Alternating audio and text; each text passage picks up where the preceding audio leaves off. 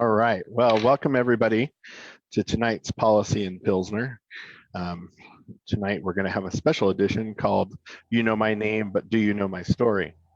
And so this is an opportunity as a follow-up to a video Vanessa did on her story to be able to kind of talk to everybody about her story. So first, we always like to start with a little segment called What's in Your Glass? So is it glass, or what's in your aluminum recyclable can, or what is in your pint? It varies every week, right, baby? So this week we picked nude hard seltzers that were on sale at Costco for a very reasonable price. Even though we are not abiding by the diet, and I think the purchase at Jamba Juice today tells us that. But the zero sugar, zero carb, 100 calorie nude seltzer, and I got raspberry lemon. What flavor did I leave for you? I have a mango, Oh, which bummer. matches the Dreamsicle Jamba Juice I drank today. That's a bummer, because I actually meant to give you the lime because that's the flavor I like least. So I figured if I had you on air having to drink it, then I wouldn't have to drink it later when it's like the last one's left. That's not fair. That's right. Not fair at all. Cheers, baby. Thanks for all your support. Here we go, right?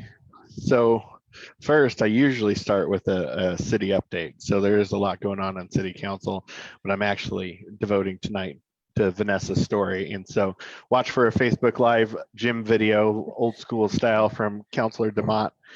We'll go down that path later this week. So with that being said, I'm not sure exactly how you lead your own story, but you did a video and aired some of your past with people yesterday. Mm-hmm. I know that it's got quite a few views, and I'm sure people would like a little more context around the story. So maybe go ahead and start with maybe your story as a kid. You grew up in Jefferson County, and so maybe start from the beginning. Well, that's a very good place to start. I think that's actually the beginning of a song. So last night in that video, I kind of broke it out into two parts. And I said, here's how I'll look at my life. Like, I have life before 16 and life after 16. So Facebook, Jefferson County, family and friends, you're about to hear that story. But I want to start with one thing. What you're about to hear, there's a lot of life even between these lines of my story. There's a lot of family that I have here in Jefferson County, and that I have honestly across the country. And when you hear this story, I don't want you to look at it as I have severed family ties. I don't have any of this anymore, because it couldn't be further from the truth. I have 3 older sisters who are my life. I'm very well bonded. I love these ladies. They've meant so much to me growing up, and now that we're adults with our own family, I am so thankful that I have them in my life. The other part of that is you're going to hear a lot about my parents, and while this relationship took a lot to bring it back to where we are today, please think about all the families out there who kind of have that same I guess chemistry and dynamics within their family. I love my parents, and it definitely has been hard. But at the end of this, I also want you to, I guess, see kind of a testament to my parents' marriage and to things that a couple can encounter and really take through life. So with that being said, that life before 16, Dave said, I grew up here in Jefferson County. I grew up at 80th and Harlan. Life before 16 was okay, unless it wasn't okay. And I mean that by, I had family, I had sisters. We went swimming, lakes, camping, road trips, holidays, leave at sunrise, be back before sunset kind of thing. A lot of freedom. That was being a kid in the 80s, right? But then there was also uncertainty and alcoholism, and most of all, survival. So life before 16 was a lifetime ago.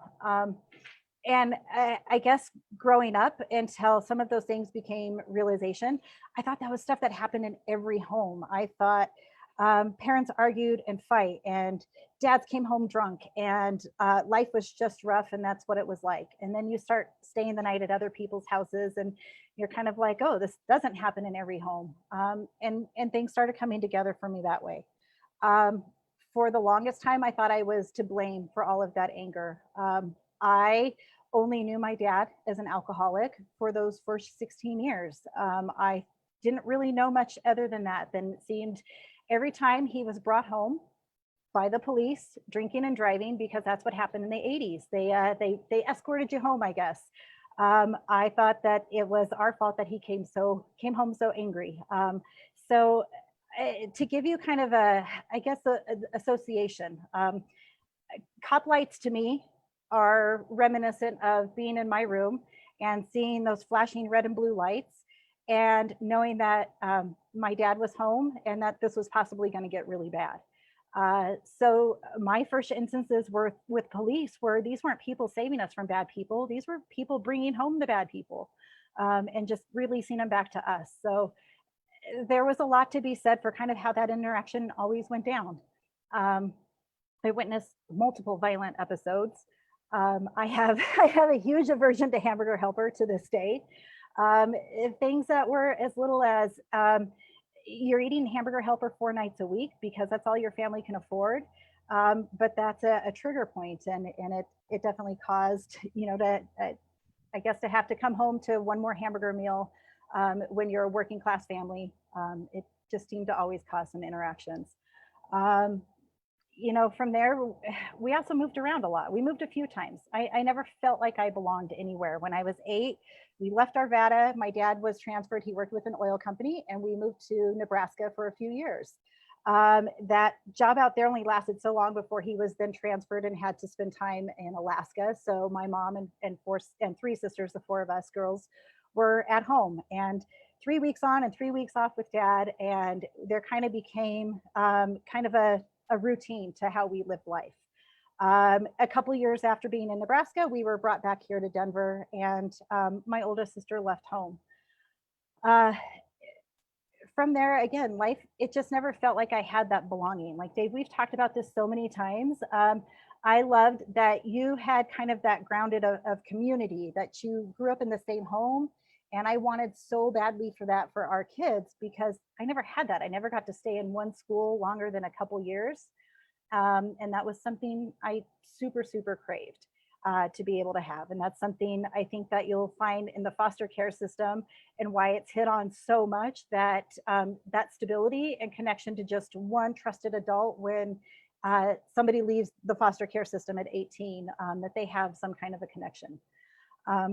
So I guess in short, that was kind of that life. It was normal, but it wasn't. It was what I thought was normal until I found out it wasn't. I also tell a lot about how Dave and I met in 8th grade. So for those of you who don't know, and probably from listening to the video I did last night, we were friends since 8th grade. We went to a freshman homecoming together, but that's not where our relationship really started from. I was married before. I got married in my early 20s. I think we should go back to that for at least a second, though. I mean, we found my junior high school yearbook, not to break up the monotony too much, but I did make her sign my yearbook more than once. So obviously young Dave was crushing a little bit. So just so that's not lost, but continue. Well, I think actually that's a really important point in the story. So when I was in 8th grade, and multiple times that I had witnessed some of this violence. This one night, and this was probably, I think this would have been in 1994 or 1993 maybe. This was right before I ended up at Mandalay. This was one of the worst nights I had ever heard my parents arguing. It was so loud, it woke me out of a dead sleep. I had a friend staying over that night. And my niece was living with us too. And we all shared, my sister, myself, and my niece all shared a room. We had bunk beds and a small little townhouse, and woke up out of a dead sleep to the screaming. And I tried to assure my niece, who was younger, that it was all okay. Just go back to sleep. It's going to be fine. I remember hearing so much commotion that night, things breaking, screaming. And then I remember hearing nothing. And it was scary. I don't know how else to say it.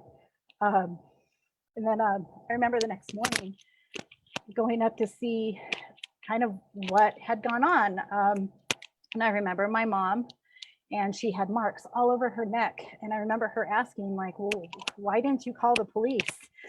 And the only answer I could even think of was just the truth, which was, I didn't know that was an option. We had never been told that that you could call the police, that you could have somebody else intervene in this. And I said before, sometimes I thought I was to blame. And at 13, I thought that was my fault.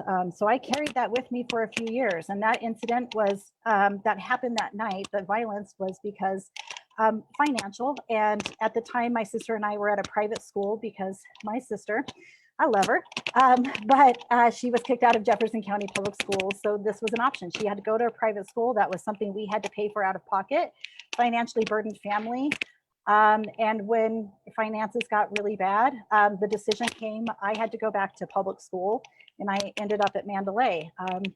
So I ended up at Mandalay under horrible circumstances. I didn't want to be there. This private school was the one place I finally felt like I had great friends. I connected. I felt in faith, like this is a place where at least I know I can go and just be myself for 6-7 hours a day.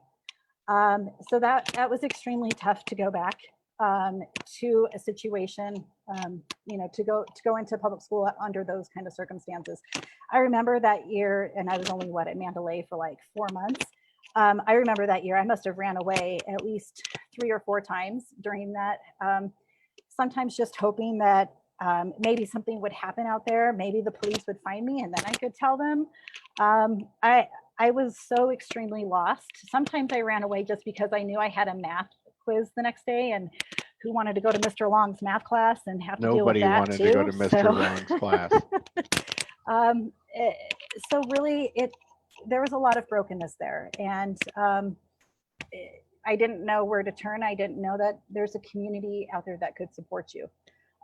So life going on in 9th grade, I got to go back to Bellevue, and I loved it. I continued with some friends. I ended up getting a little bit of trouble here and there over 9th grade. And then ultimately I had to go to Pomona to finish my 10th grade year. So here's kind of where the story comes to its, what do you call that? I'm at a short. Come on, yeah, we got all these people watching. Is anybody gonna chime in? The story comes to its head right here. This is life after 16 at this point. This is my sophomore year at Pomona, and I was doing okay. I struggled academically. I struggled a lot at Pomona. It wasn't easy for me, but even more so because I just didn't really have a good group of friends like I had before. But I did get involved with a youth group, and I still have amazing friends from this youth group to this day. And we went to some kind of a youth rally, and I remember being so empowered, like this was great. Finally, they were speaking about abuse and pinnacle. Thank you, Jan Miter. Thank you. It's the pinnacle of the story. And I remember that that conference just speaking to my heart, really saying that you don't have to live with abuse, and that there's people that can care and protect you.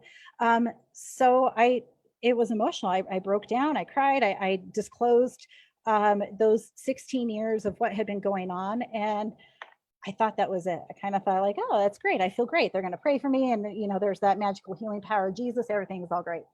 No. October 25th, 1996. I remember Westminster Police coming to my house along with some people from our church, the church I was going to confront my dad, and I guess whatever that process looks like. And it seemed like it took forever. I remember they were coming over, and of course, waiting for my dad to get home. I was worried if, was he going to come home intoxicated? What is this going to look like?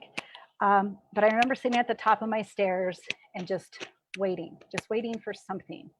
And although I can't tell you how that night turned out, I know my dad came home sober. And I know October 25th, 1996 is the last day my dad had something to drink. That at least it was that abusive, that violence was over. I was so afraid for my mom. I was afraid being the last one at home that I wasn't going to be able to stop it. And again, for 3 years, I carried around this burden, and probably for longer, thinking this was all my fault and I wasn't doing anything to stop it. And I had this opportunity. So I said, everything that was on my heart. And the process is that police come and social services get involved. And decisions had to be made. And there's probably a little bit I'm skipping over here just to keep some privacy to myself, but ultimately a decision had to be made of this parent and this child can't live in the same home. So what do we do? And when you're a financially strapped family, it's not like you can get a second residence. And however it was framed, I ended up in a foster home. It was horrible. I can't say that the topic that people want to, the narrative that foster homes are, 90% of them are good, I'm sure is true. I guess I just ended up in the small percentage that wasn't. I remember having to meet with my caseworker all the time. I always had to meet with her at Starbucks, and always had to get crappy hot chocolate from the Starbucks inside the Barnes and Noble over there off of 92nd. I won't ever order Starbucks. I won't eat Hamburger Helper to this day. I have a lot of those weird little things that have happened from this. You mean hot chocolate from Starbucks? Yeah, I can't. It's because that was the only drink that she would ever order me. And it just has that association. It has that horrible association of drinking hot chocolate from Starbucks and being told, here's your next phase in life. So I say a lot of this, and maybe we can break, and this is where we could talk about policy, but up to this point, I guess had there not been certain advocates in the community, even back in 1996, I don't know where I would have landed. I know as I get to tell you guys the rest of life after 16 and what you heard on the video, it didn't paint a great picture, but I guess at least at some point I knew somebody out there cared. But being put into a foster home was an experience of its own. And I was just having a great discussion today with those that advocate for fostering Colorado. There should be resources going to foster parents when they take on kids. There should absolutely be ways to help those kids and give them what they need. If this foster mother wants to come out of the woodwork and tell me I'm wrong, I'd be happy to take that, but that was not the case. I was 16 in a foster home. I was a junior in high school. There were 2 other girls in this home. I had 0 privacy, and above all that, I had no resources to take care of myself. Without giving all the personal stuff away, I'm a 16-year-old girl, and there's definitely things that a 16-year-old girl needs. And when you don't even have somebody who believes in your right to take care of yourself, it is very demeaning, and it really takes everything away from you that your identity is as a female. I don't think I can get in trouble for this because I don't even think Biggs is around anymore, but we had to steal products from the grocery store because our foster parent wouldn't even help us with that. And one of the girls got caught one time, and I remember how wonderful Thornton Police was when we finally stepped in and kind of explained, like, this is why she had to do it. Like, this wasn't just stealing makeup and stuff. This was to help us survive. But absolutely demeaning.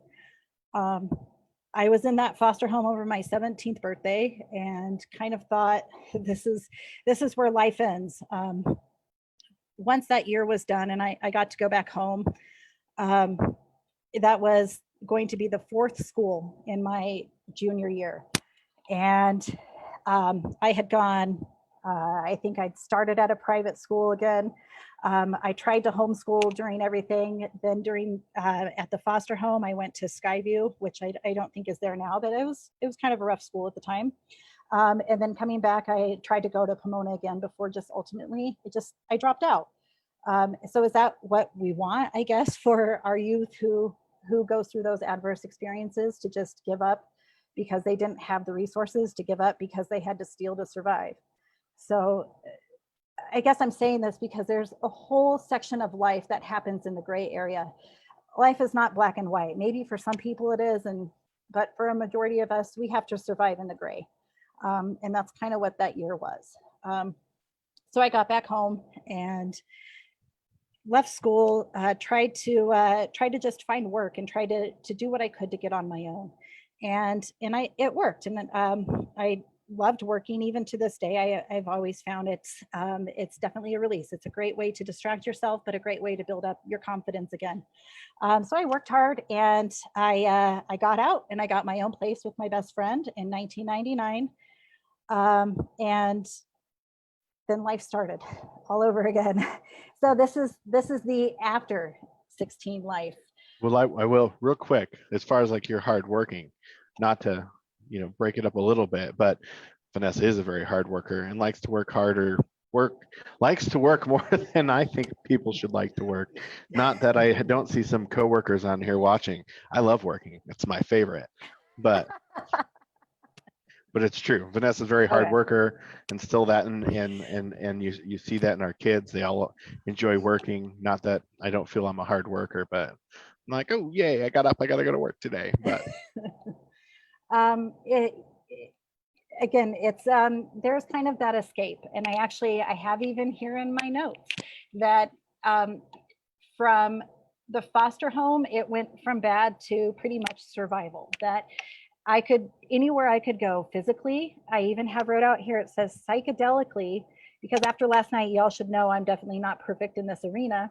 I would escape to. So when I say psychedelically, I guess I mean substance, adverse experiences, trauma, abuse, whatever you want to call it. When you don't get help, you try to self-medicate. You try to do whatever you can to mask the pain, to take it away.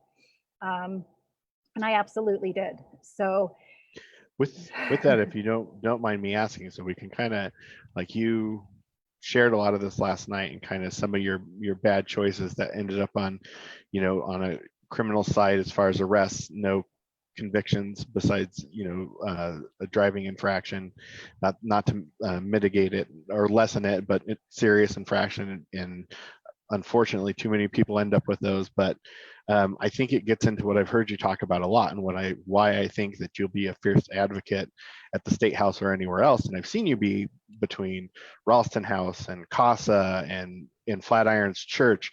I can think across all those organizations where your story puts you behind those, and you've often talked about, brokenness that lead people down those paths. And people always want to talk about, well, how do we get resources for the mental health? How do we get resources, for people who don't have enough? And you've consistently always said, like, how do you stop it in the first place? And that's some of like your with Ralston House, or even say like church. You talked about dignity. One of the programs I know we like to participate in our church is backpacks for kids who can't afford them, because it's about showing up with dignity. And I mean, that's a backpack. That's not like products that a female absolutely has to have. So maybe talk about some of that now that we're kind of, I mean, you can continue with the, well, frankly, whatever you want, but with getting into the stuff that you shared on the video, like, how does that start fitting in with you and in your service to the community prior to now, and why you think you would be a good advocate, as a representative, and why you would take such a challenge? That's one of the things you've heard a lot of right in the last day is, that takes a big person to be able to air out your laundry, but I think it speaks to your story of what makes you good at this stuff. So it's a really good point. Anytime you go through those experiences, and we could speak to that from trauma right here in our community we experienced, and why that propelled us to want to give back in our community.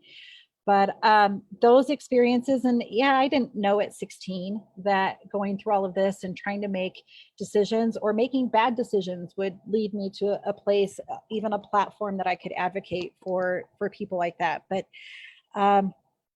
so yeah, looking back at that process, I was not involved in the court proceedings at all. I get it, because I was the victim. There was an offender, but that led to such separation and a severed relationship between me and my parents, because I thought they didn't want me there. They thought I didn't want to be there.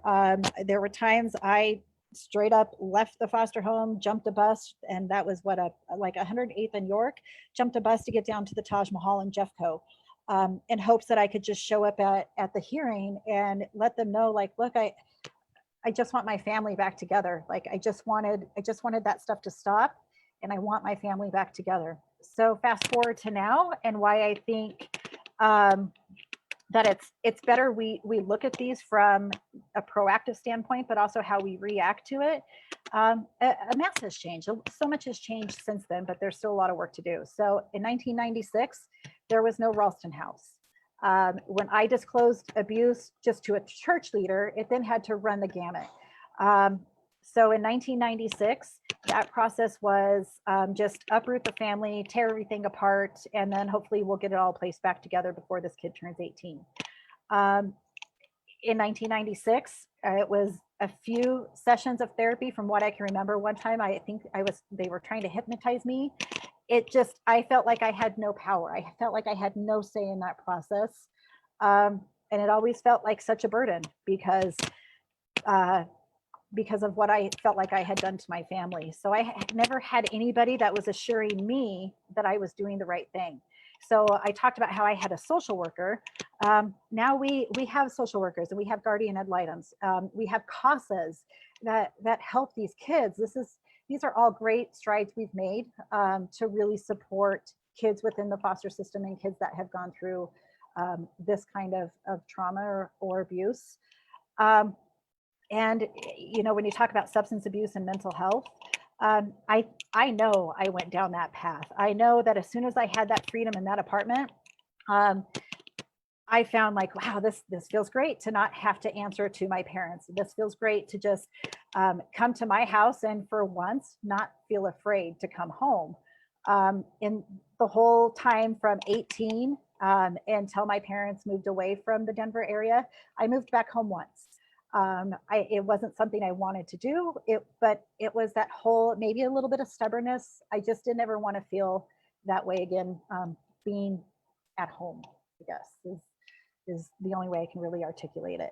So again, kind of going back to where all of that kind of left me was a path of substance abuse. And there's kind of a gateway there, I suppose. So not getting that help and not getting that firm foundation, it kind of said, I guess I was healed. Like, oh, okay, all right, so I'm good to go because I'm done. I'm not in foster care anymore. I'm done with high school. I no longer belong to the state. So I guess without that good moral support, I just kind of kept going down those paths. So I worked hard, but then coming home was still kind of empty, coming even just to my apartment, and I got into drug use that way. So it started with partying downtown, and by then this is 1999, so this is late 90s, and ecstasy and pills and clubbing and raving. It had me because it was a way to feel connected to a group.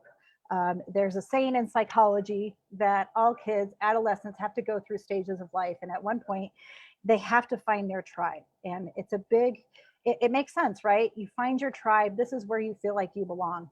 And if you never had that tribe to begin with and you keep trying to find it, we look at this with gangs and how easy it is to fall into crowds like that because of kids who just want to belong. So whether it's a white girl from the suburbs who just dealt with a tremendous amount of abuse for 16 years, or an inner city kid who never had a father around, people want to feel connected and they want to have a place that they can feel safe. So I guess for me, it was partying. I guess for me, it was Club Synergy down on Park Avenue West and Five Points. I guess for me, it was getting into ecstasy and feeling like I finally belonged somewhere. And this is where kind of that story picks up from last night. I guess I take this whole paper a lot seriously than maybe the 3 pages that people got last night, because I know all the in-betweens. I know everything that I didn't get caught for. I know before 1999, when my apartment got raided for a friend selling pills to an undercover cop, that I was breaking the law. I was doing drugs and not being a good citizen of Jefferson County. But even more than that, I wasn't being a good person to myself. And I was being destructive. And I wish I could say that in 1999, when that agent came in along with all of West Metro Task Force and busted down my door and threw us on the ground and put handcuffs on, and I had a gun to my head, And I watched everything get pulled off my shelves. I wish I could say that that changed my life, that I thought, oh, this is my moment. I'll never do this again. This is horrible. But that was kind of just the beginning. And I didn't change from that. I think just because I want people to hear you and your mic is sounding funny, maybe you Okay. should just switch to the computer since we're both right here and I can hear you. I think it would probably sound okay if you want to just go to your computer, Mike. All right, let me try this, folks. Hang tight. Still hear me? Yep. Well, maybe unplug your headphones. On what? Unplug. Are they unplugged? There, I can hear you now.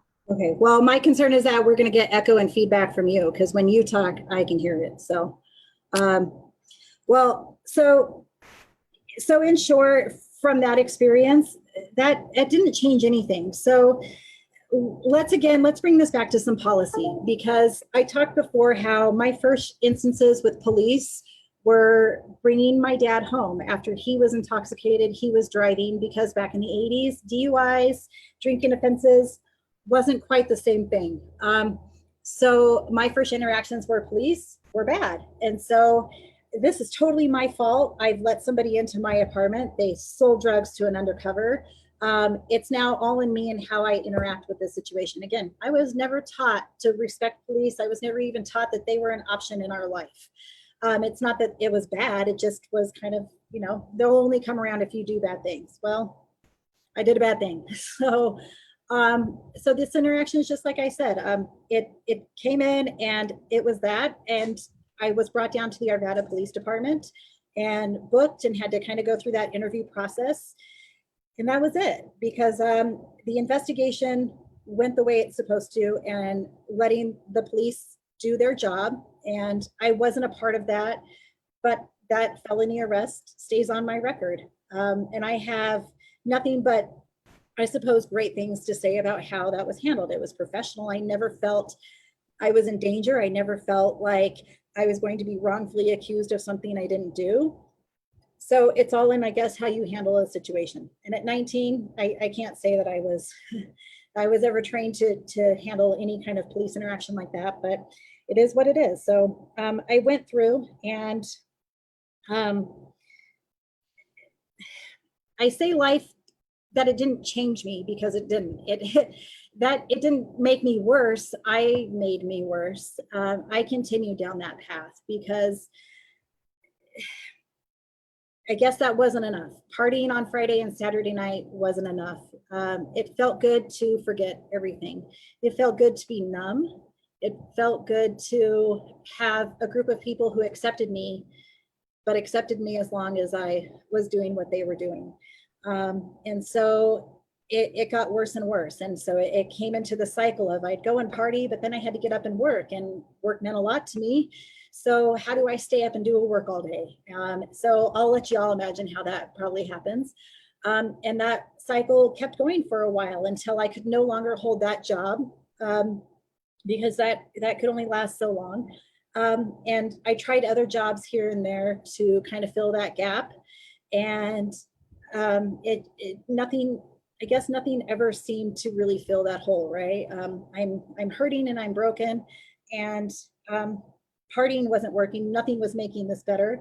And then I got into a place where I found meth, and that was probably the darkest of years, probably over a year that I did meth. And I witnessed things, folks, that you could see on TV, and it's probably pretty close. And I won't even go into detail on here, but nothing I'm proud of. So many people get hurt in that lifestyle. I could tell you times I was locked in a basement for a few days. At least I thought it was a few days. Maybe it was a little longer.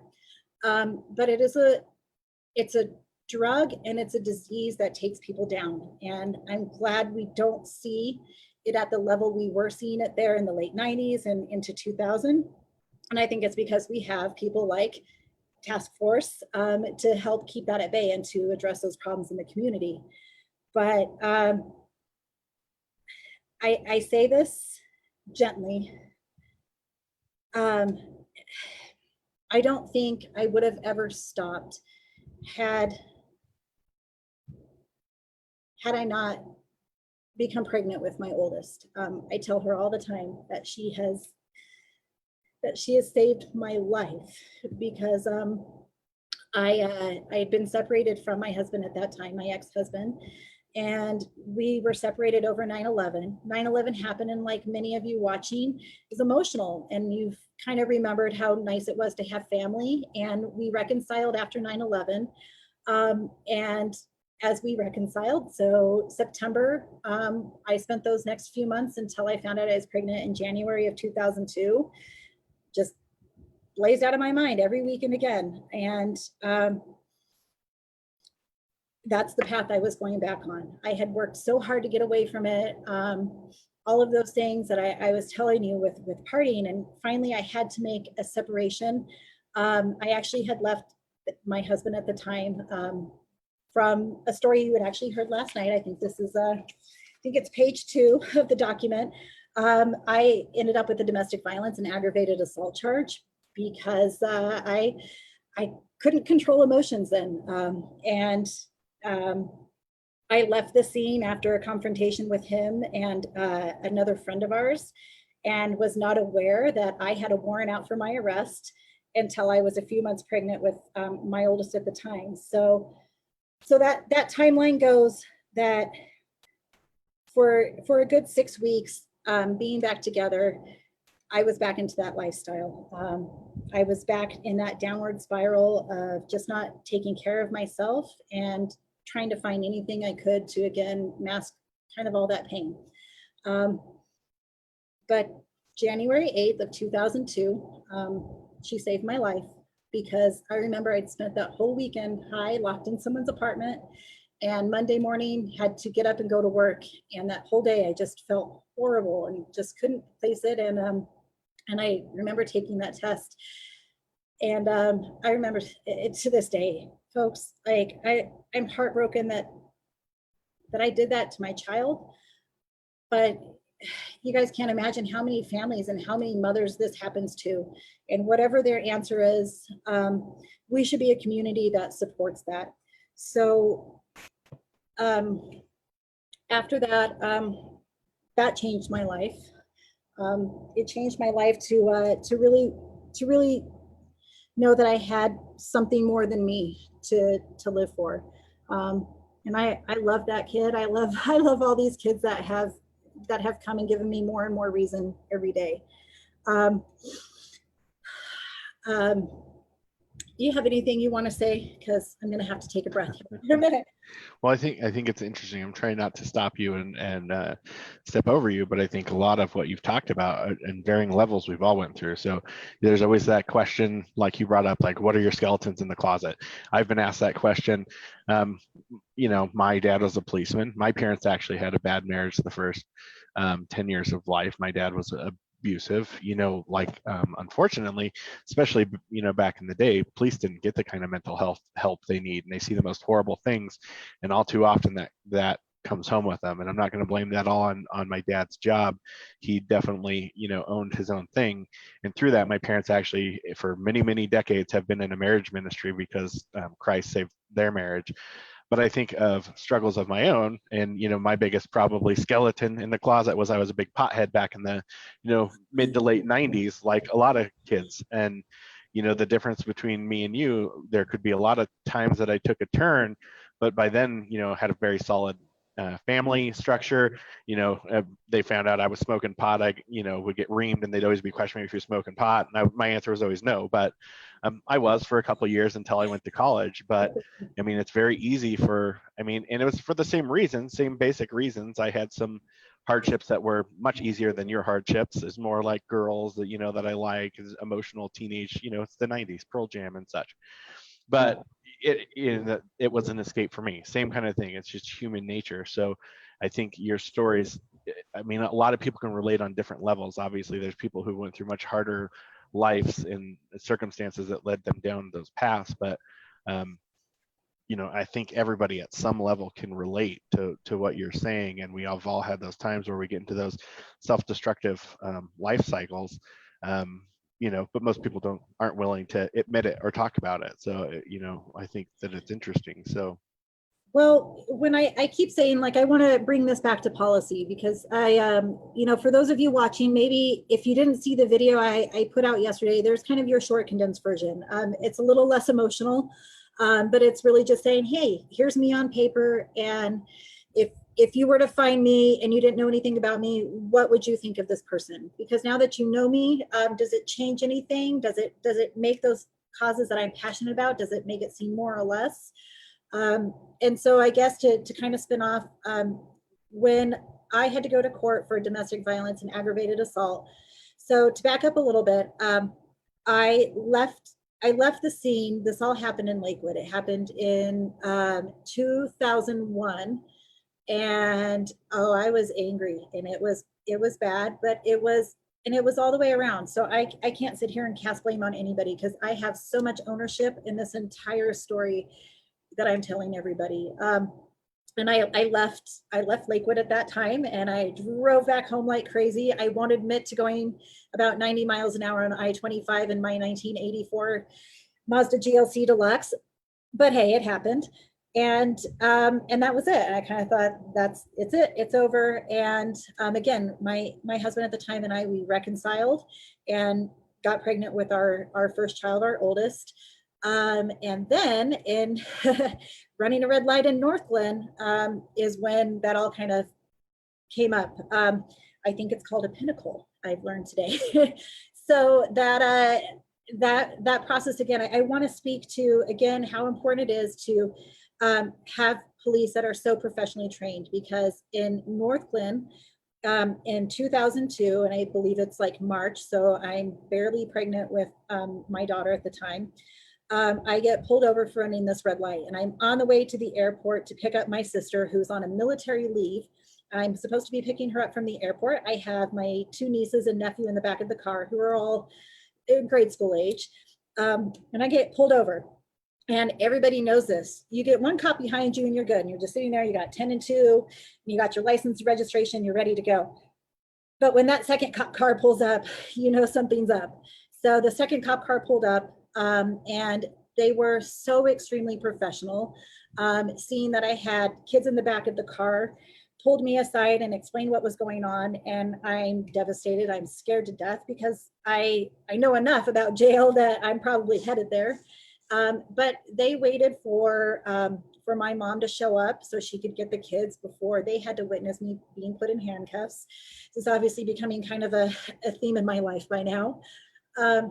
But the professionalism that those police officers showed me, the professionalism that I was showed in Arvada, when this is all my fault, was amazing to me. So I was brought to Northglenn to get processed. And there's actually one part that I did not share last night. So on the CBI record, there's a charge for paraphernalia. And what this is, and I think I actually even saw my ex-husband watching. So if he's still watching, hi, and he knows exactly what this is. When they searched the car, it's part of this process. They pulled out a bag. And by the time I'm in handcuffs, and then I'm in holding cell in municipal jail in Northglenn.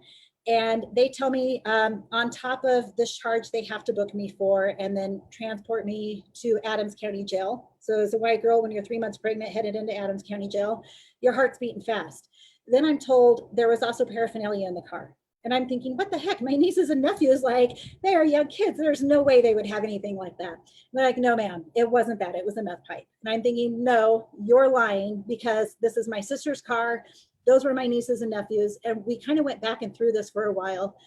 And these officers didn't have to, but to tell me how, I guess, to share with me what was in that bag. They probably shouldn't have, and I hope I'm not getting anybody in trouble, but they showed me. And I was so heartbroken because I thought this was a life that my husband and I had put behind us. We were expecting our daughter, and I was heartbroken. But they did that courtesy to me, and I kind of lost it. I broke down.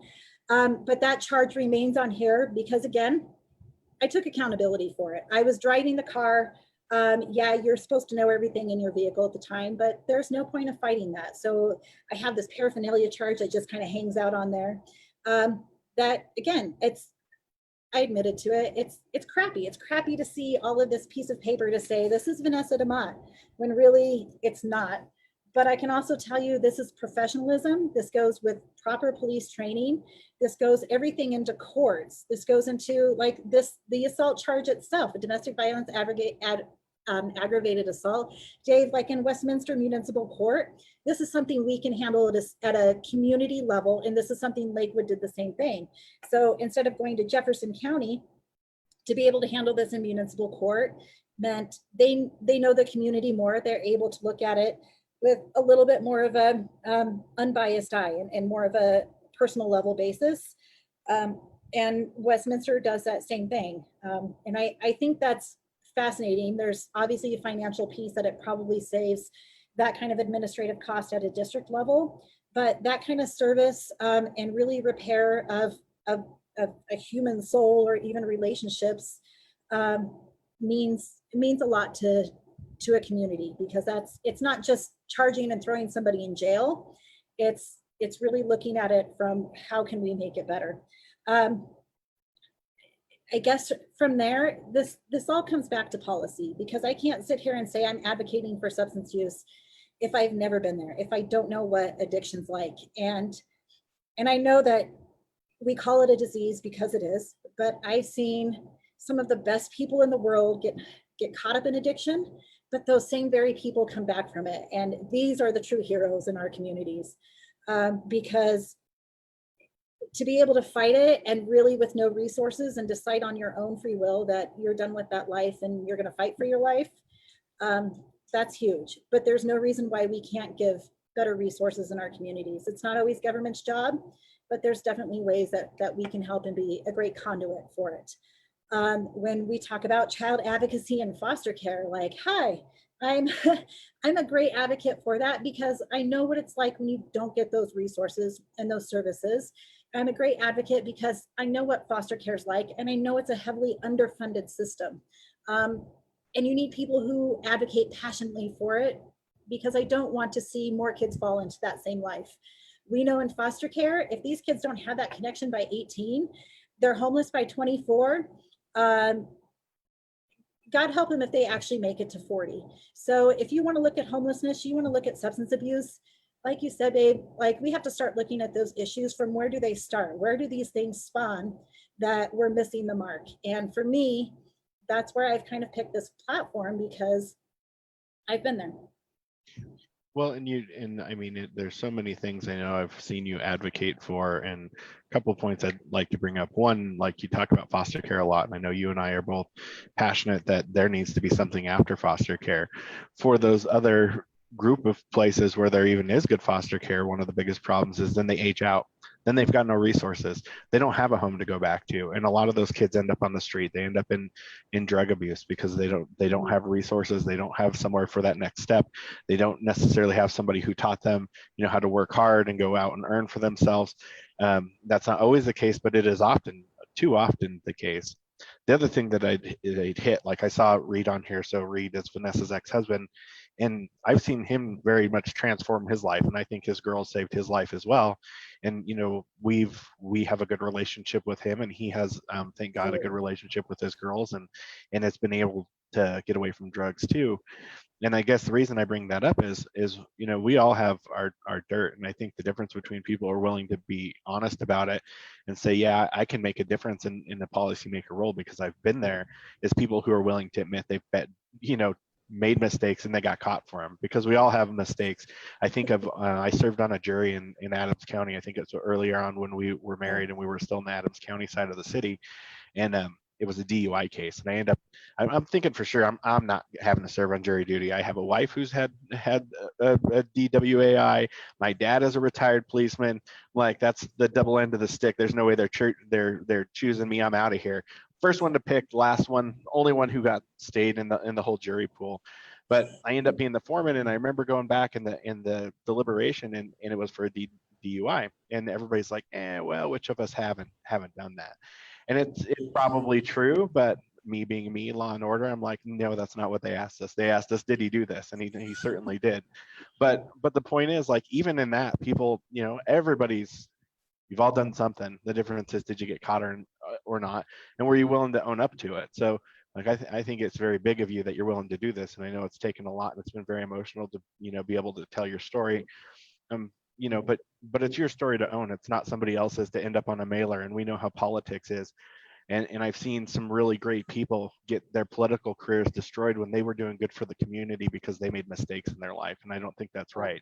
It's different if you're still making mistakes and you're a policymaker and you're actively doing wrong. But I did wear those Converse out walking the other day and ended up with horrible blisters on my feet. So I am still making some mistakes, folks, and I'll try to work on it. But you're absolutely right. I don't think anybody steps into politics and is willing to put themselves out there for an elected position because they're perfect. And if somebody does tell you that, you should question that, because I think we all drive from those life experiences, and that's where we find that passion. So in the last 5 minutes, where Dave and I really started, and you've probably heard this from Dave's side of the story before, and even from mine, it is those life experiences. And in 2012, that was our changing world for us. That was, I should have started with this one. That was all of the evil in humanity that it took for me to kind of move from my safe, I'm better, my past doesn't define me, to what am I going to do about it now? Because lives are still being destroyed. I can be safe here in my home and life will be just fine for me, but how am I actually making the world better for other people? And in 2012, that took the worst of humanity and the worst of all situations, losing a little girl to such evil, to really decide that it was time to make a difference. And I think, from there, we got involved into Citizen Police Academy with Westminster. I started on the board of directors for Ralston House and saw absolutely an amazing insight to community solutions to abuse, to advocating for children in trauma. And from there, that interest grew. It grew into wanting to serve on city council and going through that a couple of times. And in this last year, specifically the last 4 months before I announced on August 1st, there was this series at church called Anti-Hero. And really behind that is every biblical character, or truly any movie, any person in your real life you could think of that took on a job, not because they wanted to, not because the red carpet's getting rolled out for them, but because it was necessary, because they felt it was their time to step up, and not knowing what the end game is, not knowing what the end result. I know what I want it to be, but that anti-hero sometimes is the one who doesn't want to wear the cape and the one who doesn't want to take the job. Moses didn't want to have to go and fight Pharaoh and lead people out of Egypt. But I'm willing to be that anti-hero, I guess, because I know what's at stake for all of those kids still in those homes. I know it's at stake for those still in a substance use disorder or a substance use problem, that there's no light, that they wake up every day just wondering if this is it. And sometimes even praying that maybe this last hit is all it'll take, and then it'll be over. Those are the people I think we need to be anti-heroes for. So, I think this is the part where I take a quick drink. I think that's well said. I mean, I remember in 2012, I mean, honestly, there were parts of that where you wouldn't, through the whole thing, you were very depressed. And I think everybody was. It's like, well, what could I have done different that would have stopped what happened to Jessica Ridgway from happening? And the truth is, there's one person who could have stopped that, and it's the person who did it. And and I know that we even talk about that, like that's a person that's very hard as a Christian to think about being forgiving, but that's my faith, and I try my best, and I'm not perfect, but I think about any of those people in those situations. Those are broken people, and broken people break people. So this is back to your point of, how do you stop it from happening in the first place? And the more opportunities we have for better society and helping people be able to be there for each other because they're not having substance abuse, or they're in a good foster situation that has a next step if they end up there. There's just all those pieces that come into why why we got into so many of the different things that we've been into for the last 10 years. I mean, I certainly could have found other things to do with my time, but it's the same. It's like, if not us, then who? And you can't, if you have the challenge, and that doesn't always mean that I'm the right choice for the job. And that's something we talk about too. Nobody wants to think like, oh, I'm going to lose, but did you move the needle? I lost twice, and I feel like I moved the conversation. And I think for you, it's the same thing. Like, if you can advocate for these things, and you're not the choice in November, which I think you're the best choice, but if you're not, hopefully your opponent listens to these issues and takes them to heart, and she does something with them if she's the one, or the other people running in other House districts, they do something with it. Success looks like a lot of different things often, and we've seen that loss has opened a lot of doors for us. I remember your time on Ralston House. It was, I went to go watch my opponents get seated in 13, and Mike Litzu, who is now retired, but he worked for the Super Credit Union, and he had a relationship with Ralston House, and he knew our story, and he knew you well enough to say, do you think Vanessa would want to do this? And I'm like, oh, absolutely. She would love to be able to do that. And I think about how that's, changed your life in a lot of ways, and really led you down a path where you have, worked on yourself a lot, and changed. And I think a lot of that, even working on yourself, I think has been more for other people. It's because you want to serve other people, and that some things that you needed to help with yourself before you could do that. So I mean, it looks like a lot of different things, I guess, is the point. And we've really went down some interesting paths that if you ask 19-year-old Dave, who did, quick story, run into Vanessa when she was probably in a down point of her life, worked at the Diamond Shamrock that people used to cruise in the Westminster Mall area. And she came in one day, and I always used to brag about taking her out to freshman homecoming, because I'm like, yep, I could take a hot girl out. I have a picture here in my wallet. And she came into the gas station to buy cigarettes. And I was like, oh, that's totally her. So I ID'd her just to prove that that's who it was to my coworker. So she wasn't very friendly at that time, but it came around full Now circle. that you know the story of where I was at that time, I probably was not fully in my right mind. So I don't, maybe that makes you feel a little better. No, I was a 19-year-old guy. It was like, there's that hot girl I know. So it wouldn't have mattered to me, but probably for the best. I can't disagree that sometimes these life experiences, although it's not fate has put us on some horrible self-destructive course, these things definitely form us into the person we are. And there were definitely days that I didn't know I would make it through, but there's no way I would take back any of those experiences to replace it, because I wouldn't have the same frame of mind. I wouldn't look at things in the same way.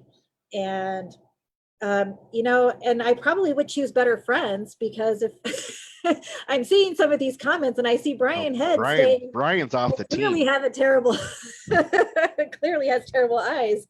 But again, it's those experiences, I think, that give us that richness in life. And it doesn't make me regret anything.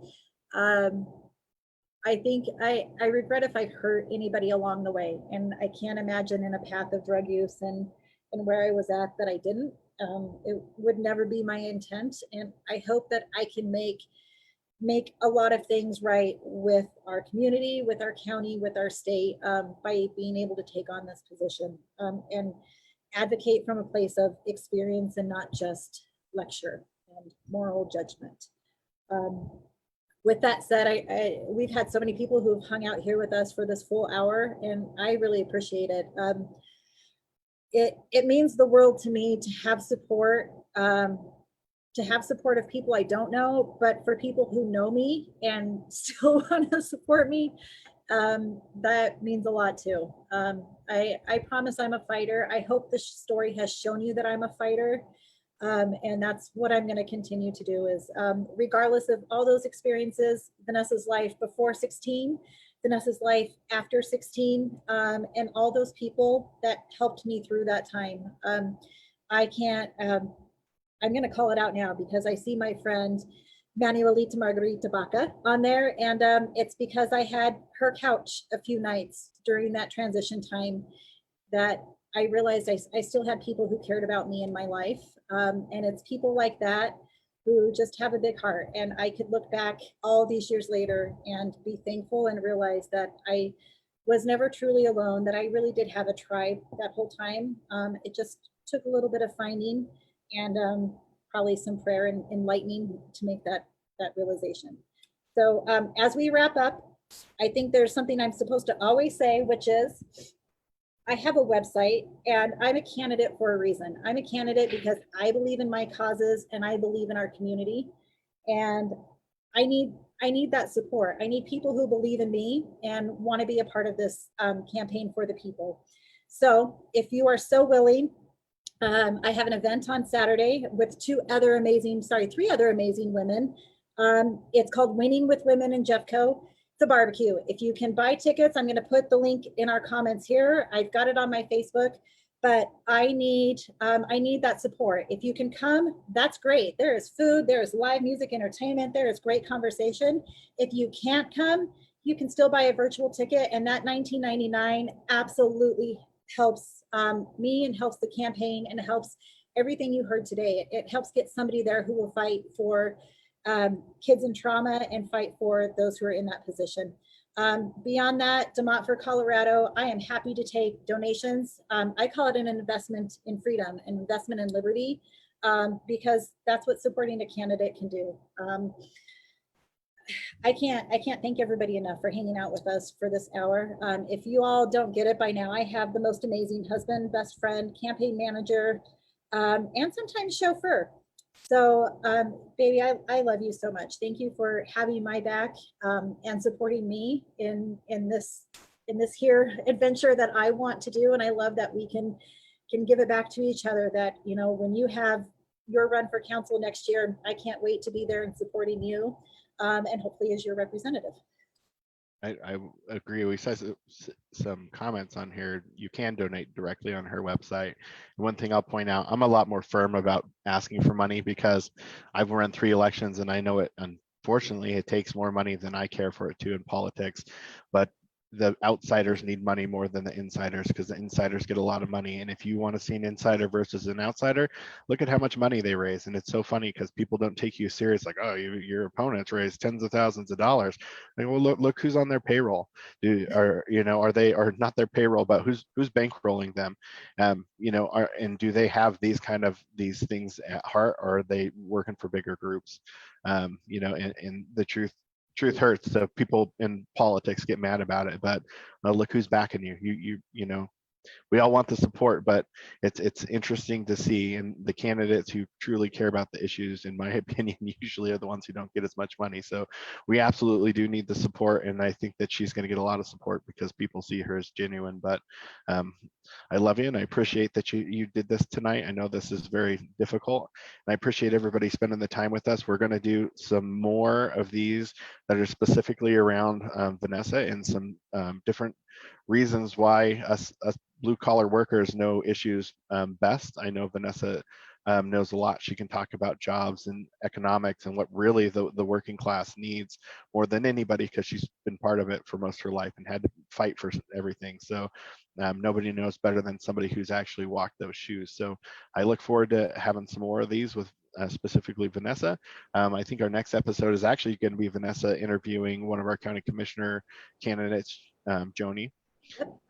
And so excited to sit back and watch them. I'm just going to have drinks and watch on YouTube. So we'll have you moderate those comments. You really thank you for bringing that up, because next week, I believe it's next Wednesday at 7 p.m. Joni Inman, she's our Jefferson County Commissioner for District 3, which I believe is the south part of Jefferson County, but a county-wide election. So we can't say enough that when you believe in candidates, you gotta get behind them. The week after that, I think, is also going to be incredibly amazing. I actually am going to have our 15-year-old daughter, because I think it's important that people can see perspective from somebody at her age, and you'll get to hear a lot about her story, but I just know that you're going to love it. And I want to kind of take this time to introduce, as we wrap up, It's a way to break the cycle. That term is used a lot, and I will go ahead and give credit to Brian Head because he's amazing. And as he says, the coolest, best looking treasurer ever. I don't know about that. We might have to get a citizen survey for that one.